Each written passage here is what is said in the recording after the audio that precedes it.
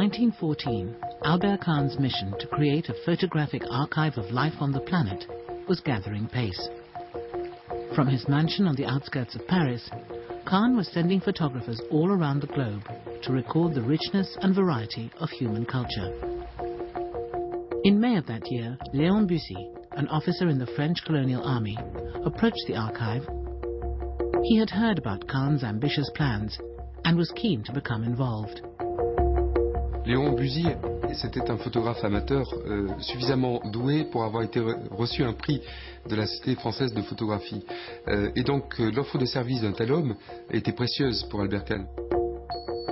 Bussy was stationed in Vietnam, the most important country in France's Far Eastern Empire. The French had been in Vietnam since the 1850s, but it had taken many years of bitter fighting to take control of the country. By the end of the century, neighbouring Laos and Cambodia had also become French protectorates. Together, the three countries were known as Indochina. It was a huge, sparsely populated territory, much of it covered in dense forests.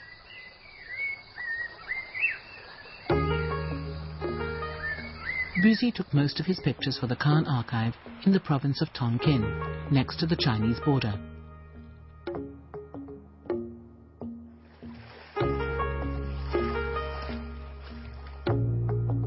Unlike most French colonials, Bussy was so fascinated with Vietnamese culture that he took the trouble to learn the local language.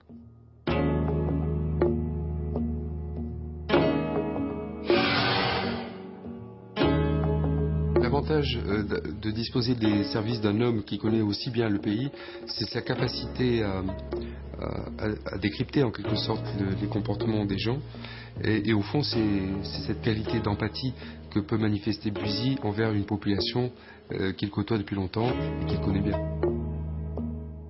It's not like, a big white man came round with his camera to take pictures, but he clearly enjoys sharing some moments with them, and nobody looks sort of scared of the Frenchman.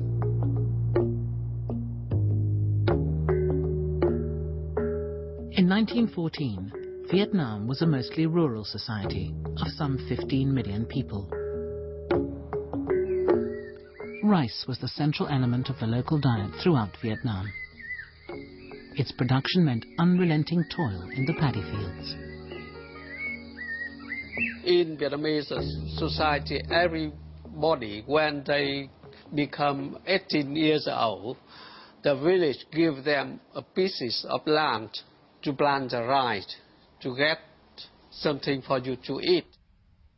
Rice is everything to Vietnamese family. In spite of being blessed with 2 annual rice harvests, in Tonkin there was rarely enough to feed everyone.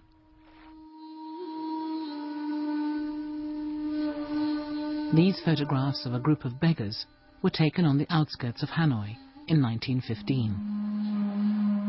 I think there's one that's really strong. I think it holds up today. The light is right. The body language is exceptional. The woman has all of her children kind of spread out on the street.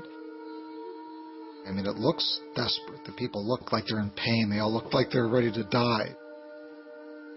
It's very dramatic, and I think it's pulled off extraordinarily well. In Vietnam, however, things weren't always what they seemed. In those photos, I would say some of them may have been professional beggars from some villages. They are seasonal beggars, not homeless. They have the house. So when they don't have to do the work in the paddy fields, they go out to big cities, begging, collecting money, and some visiting friends. Though Vietnam was a poor country, it had a rich and vibrant culture. In Tonkin, wrestling was a popular sport. These men are praying to their village gods for success in upcoming bouts. The larger villages hosted touring theatre companies, and many had their own troupes of amateur actors. These brightly dressed girls look like actors in uniform, but in fact, they're human chess pieces. Well, you wouldn't play human chess every day, but you'd see it at the Tet Festival, the Spring Festival. A family would be very honored if their children, say young girls or young boys, are chosen to play on the human chessboard. Culturally, Tonkin was heavily influenced by its northern neighbour China. In the past, the region had been administered by court-appointed mandarins. By the time Bussy took these pictures, the French had stripped them of much of their power. But they couldn't take away their pride or their glorious costumes.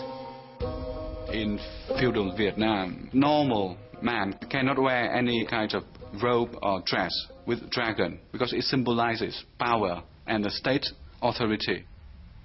In this picture, this man, his coat has some dragons in green color, so he must be somebody of significant status. Elders occupied the next rung down in the village pecking order, followed by the educated classes. This is a local scribe, the reader and writer of letters. He wears his nails long as a badge of honor. This man never goes near a paddy field. Here is a teacher. His tall chair signifies his elevated social position. And this autochrome shows a Buddhist priestess with an unusual symbol of her status. Oui, la présence de réveil est assez bizarre, mais je crois que il représente un signe de richesse pour la pagode, parce que il y a 100 ans, le réveil était très très rare au Vietnam.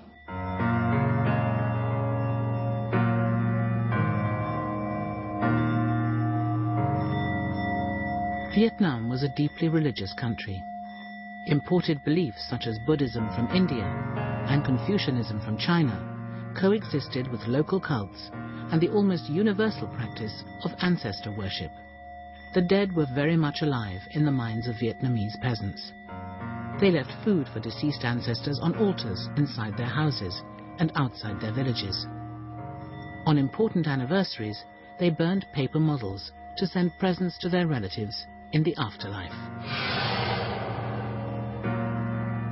Every July, on the day of the first full moon, ceremonies were carried out to release any poor souls who were trapped in the underworld. This priest is performing in front of a paper model of one of the 10 courts of hell. He uses his staff to symbolically smash open its gates and set the spirits free.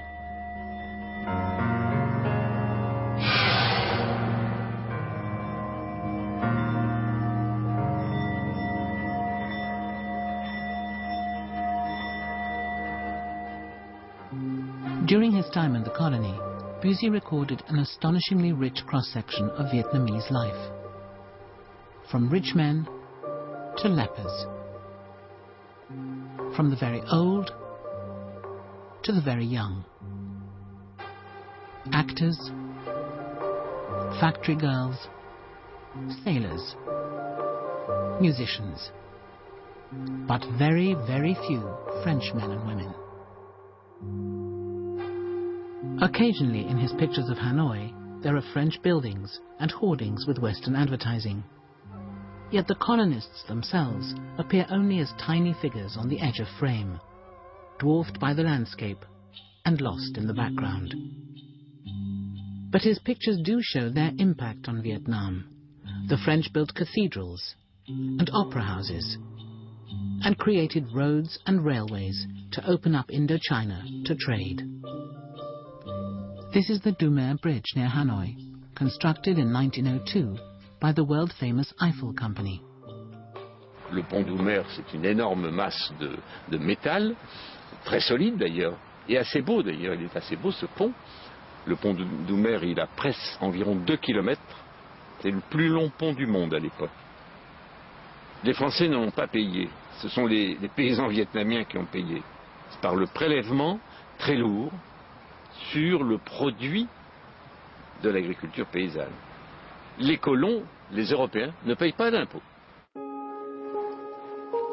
French traders grew wealthy by exploiting Vietnam's natural resources.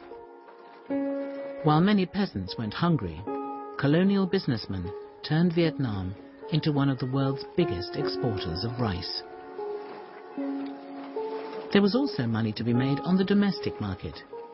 The colony's budget depended on revenues from state monopolies on salt, alcohol and opium. Alors il y a partout dans les villes un établissement avec le drapeau français où il y a marqué RO, Régie de l'opium. The French encouraged the Vietnamese to smoke opium. They opened up a network of opium shops and smoking rooms. The Vietnamese were subject to exploit. Il y a eu des fortunes qui se sont édifiées sur la vente de l'opium. En gros, l'opium fournit à peu près 20 à 23% du budget du gouvernement général. Opium was usually the preserve of men, but one of Busy's most striking images is this study of a young woman surrounded by the paraphernalia of opium smoking. Like many Frenchmen in the colony, Busy was fascinated by the women of Indochina.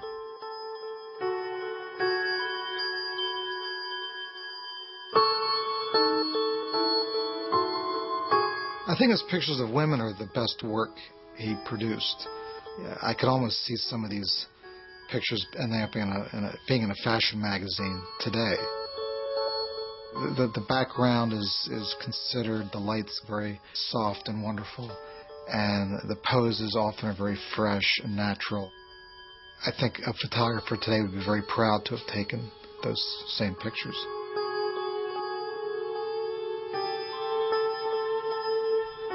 Busy even persuaded one young woman to strip off in front of camera. For propriety's sake, he shot it tastefully out of focus. The anthropological rationale for the film is probably an interest in costume and clothes, etc. And so, sure, there is an attempt to protect the sort of sanctity of this view by shooting out of focus, by respecting this woman. Yet at the same time, it's inevitable that there is a voyeuristic element that's overlaid within this film.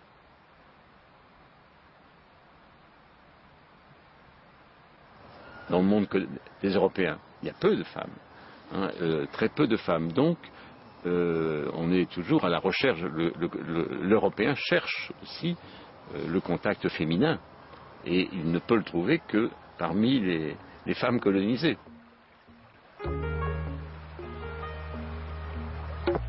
Busy's pictures portray Vietnam as a calm, orderly colony. But the political reality was different. As a soldier in the French army, he would have known that the French never managed to pacify Vietnam. Throughout their rule, there were small-scale insurrections. The French responded by brutally suppressing any opposition and trying to win over enough local people to overcome resistance to their presence. This photograph shows Hong Tong Fu, the French-appointed governor of Tonkin, denounced by many as a collaborator. He worked directly with the French to conquer the north. To do something like regaining the independence, first you have to learn from them.